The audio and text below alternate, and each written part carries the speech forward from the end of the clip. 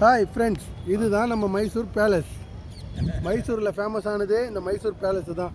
இந்த மைசூர் பேலஸை யார் வந்தாலும் மறக்காமல் பாருங்கள். மைசூரில் என்ன ஃபேமஸ்ன்னு கேட்டேன், மைசூர் பாக்குன்னு சொன்னாங்க.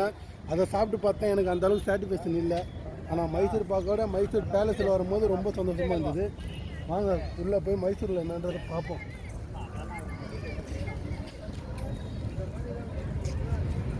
மைசூர் பேலஸை தவறாமல் பாருங்கள். நாங்கள் டைம் லேட்டாக வந்துட்டோம், உள்ளே போய் பார்க்க முடியல. திப்பு சுல்தான் கத்தினா அதிக ரேட்டு போச்சுன்னு சொல்லிட்டு கோடியாக அதோ போச்சுன்னு சொன்னாங்க. அதெல்லாம் இங்கே தான் எனக்கு தெரியல. ஒரு ஆழத்தில் வந்தோம், டைம் முடிஞ்சிச்சு. யார் வந்தாலும் மைசூரில் கண்டிப்பாக மைசூர் பேலஸை பார்த்துட்டு போங்க, தவறாமல் மிஸ் பண்ணாதீங்க. உங்கள் சதா.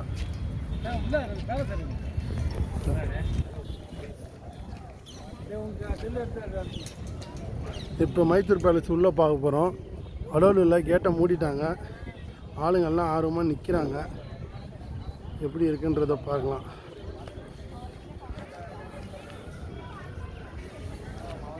பாருங்கள், எல்லாம் எவ்வளோ பேர் அதை எவ்வளோ ஆசையாக எவ்வளோ அழகாக செல்ஃபி எடுத்துகிட்ருக்காங்க பாருங்கள். இப்போ மைசூர் பேலஸு உள்ளே போய் பார்க்கலாம்.